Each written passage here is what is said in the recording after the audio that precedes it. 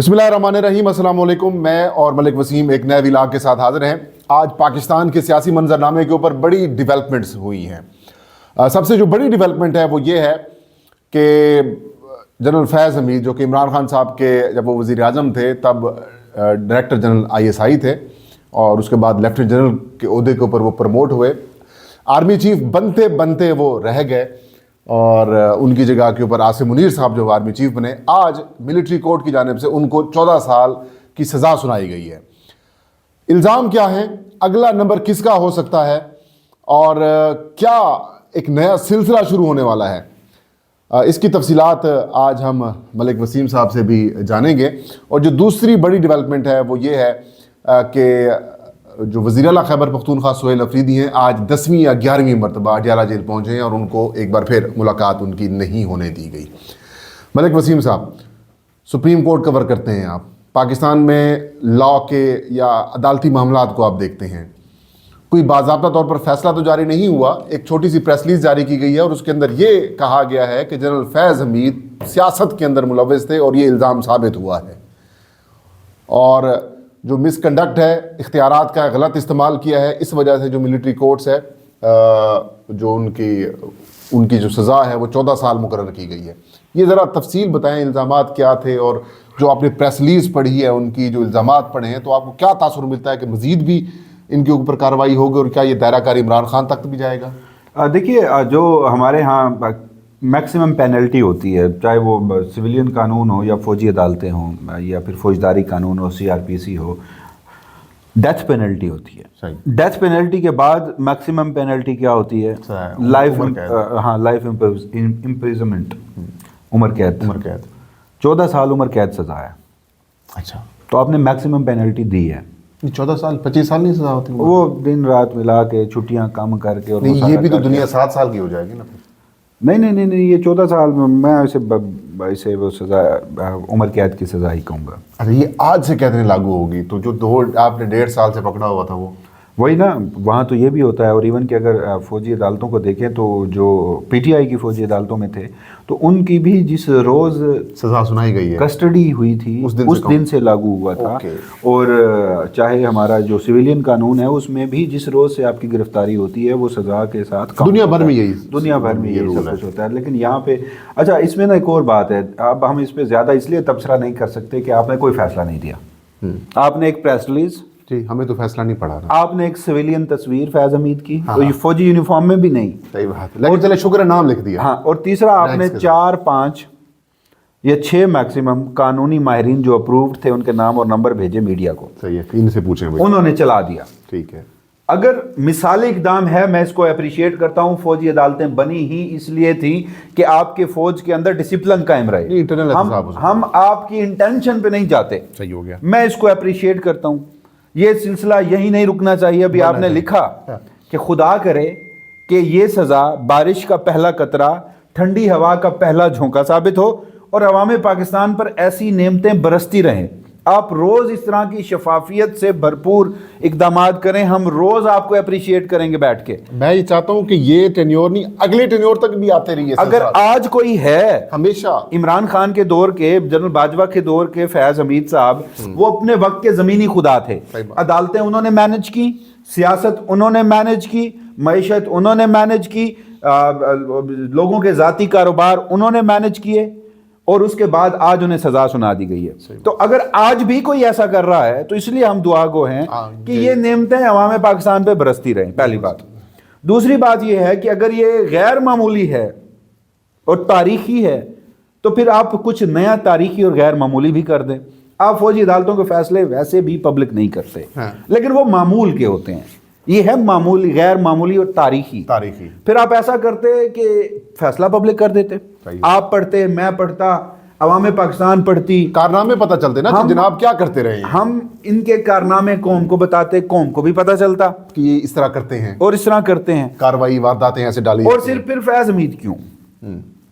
मौजूदा को छोड़ दीजिए, अगर कोई है तो वो तो बाद में पता चलेगा ना। नहीं, उनके ऊपर इल्ज़ाम है कि ये भी था वसीम साहब के टॉप सिटी के अंदर ना उन्होंने कई मामलात किए थे। ये आटे में ना, उनके कारनामों में ना, आटे में नमक। नहीं, मैं वैसे बता रहा हूँ कि क्या जिस वक्त टॉप सिटी का मामला आया था, टॉप सिटी के वक्त डीजी, असल में तो रेंजर्स ने किया था ना वो कार्रवाई। नहीं, वो डीजीसी ये थे, और इनके पीछे उस वक्त रिपोर्ट यही हुआ था कि इनका हाथ है, और कमर मुइज और जो दीगर लोग थे वो भी इन्हीं के ऊपर इल्जामात लगाते रहे। देखिए जो मुद्दई है, बाकी किधर, मैं वही कह रहा हूँ, जो मुद्दई है वो इन पे इल्जामात लगाते हैं ना जनाब।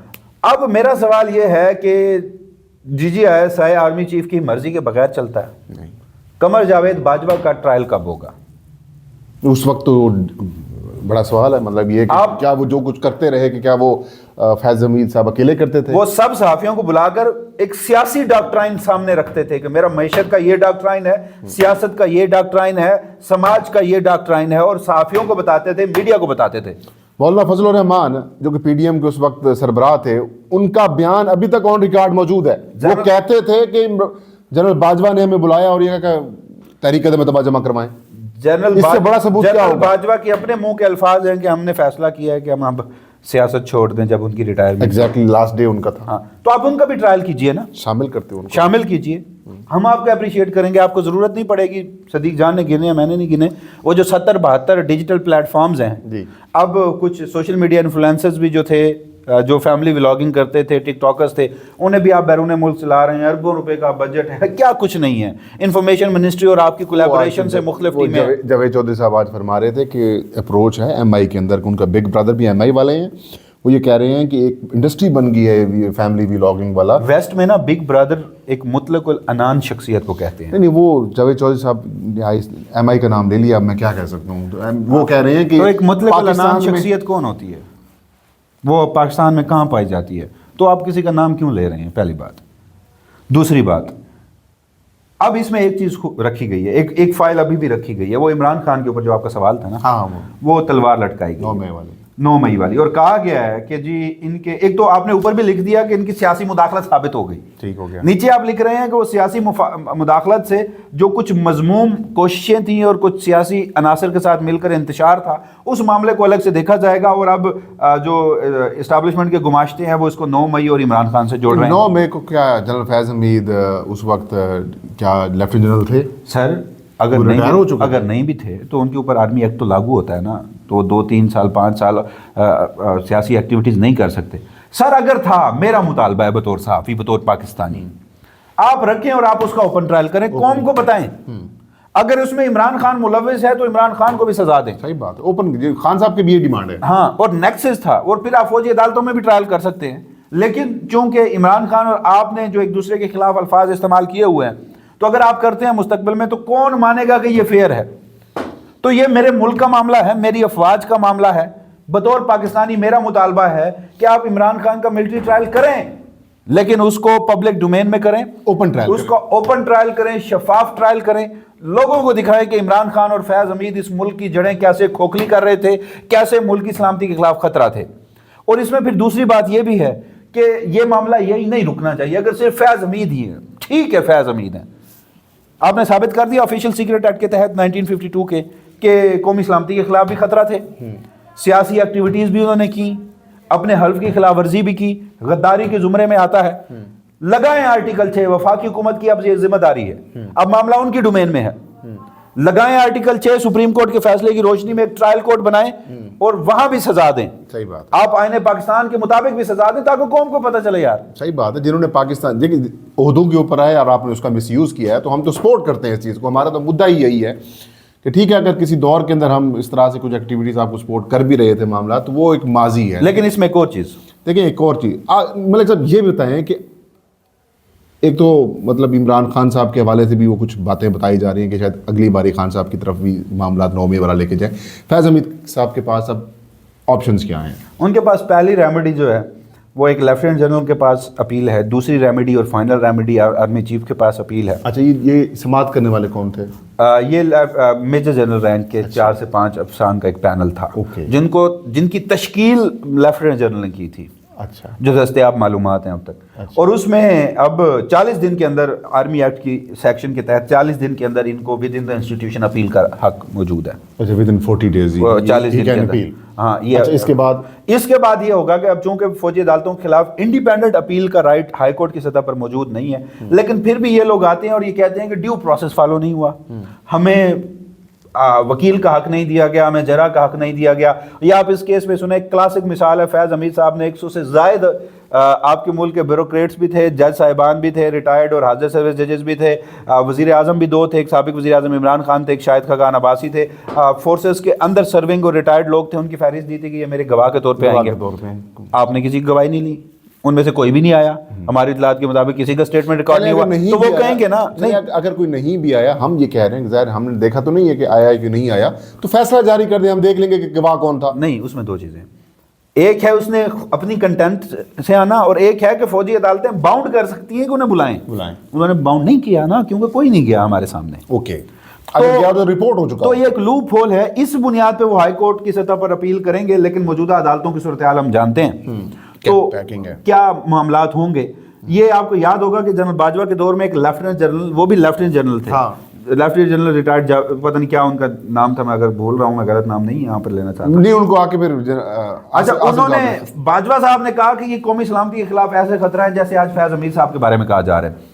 اچھا یہ اس وقت کی بات 2019 کی بات ہے. اس اوائل باجوہ صاحب کے ٹائم پیریڈ میں ان کا ہوا تھا نا، مطلب وہ 6 سال تو رہے ہیں نا. اب وہ ایگزیکٹلی کون سا یہ 2019 میں نے دیکھا، 2019 میں یہ کہا گیا تھا کہ یہ پاکستان کے راز دے رہے تھے کسی کو، ٹھیک ہو گیا، ان کو سزا دی گئی تھی. Field marshal chief of defence force army chief general Syed Asim Munir, انہوں نے انہیں معاف کر دیا تھا، ان کی سزا کو معاف کر دیا تھا. اوکے، اچھا ایک انٹرسٹنگ بات یہ ہے کہ جب ان کو سزا دی گئی، general Bajwa was army chief at that time, تو فیلڈ مارشل صاحب بھی اس وقت ایک اہم عہدے کے اوپر تھے، ڈی جی ایس آئی تھے، ڈی جی ایم آئی تھے، ڈی جی ایم آئی. ہاں ٹھیک ہے، چلیں جو بھی ہے، ان کا بھی انپٹ ہوگا. نہیں، اس وقت تو ان کے پاس اختیار نہیں تھا نا. اب بغیر ہم کسی انفارمیشن کے ان کا انپٹ کیا، وہ تو اپیل کا حق آرمی چیف کے پاس ہے، آرمی چیف کی مرضی سے ہی وہاں پر فوجی عدالتیں بنتی ہیں. تو جو دیگر کور کمانڈر یا کسی اور عہدے پہ بیٹھا شخص ہے، اب اس کی اس میں کتنی انوالومنٹ ہے، میرے پاس تو ایسی کوئی انفارمیشن مطلب آپ یہ کہہ رہے ہیں کہ کل کلاں کو اگر یہ ساری چیزیں ختم ہو جاتی ہیں تو فیض حمید صاحب کو بھی معاف کیا جا سکتا ہے. نہیں، میں نے آپ کو صرف ایک ماضی کی مثال بتائی. میں ویسے کہہ رہا ہوں کہ آپشن ان کے پاس یہ بھی ہے. میں نے شعر کہہ دیا ہے. اوکے، تشریح آپ اور دیکھنے والے اپنی مرضی کی کریں. ٹھیک ہے. اچھا 3 سال پہلے وہ ریٹائرڈ ہوئے تھے، 15 مہینے پہلے ان کے اوپر مقدمہ بنایا گیا.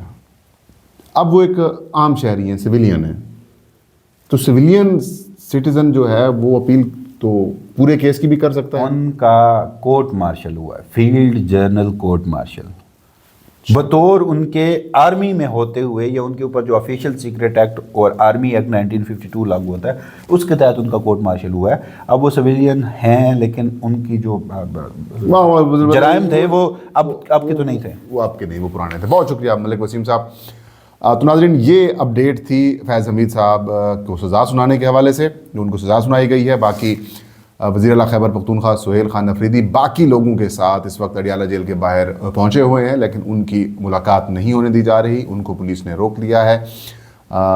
10ویں دفعہ انہوں نے اٹیمپٹ کی ہے. لیٹس سی جو پچھلے یعنی کہ منگل کو عمران خان صاحب کی بہنوں کے ساتھ جو سلوک کیا گیا، پاکستان تحریک انصاف کی خواتین ورکرز یا پھر دیگر جو مرد وہاں پر ان کے ساتھ جو سلوک کیا گیا دھرنے کے بعد، دیکھتے ہیں کہ وزیر اعلیٰ خیبر پختونخوا اب کیا ڈیسائیڈ کرتے ہیں. ملک وسیم اور فہیم کو اجازت دیجیے. علام صاحب کا حامی ناصر ہوں.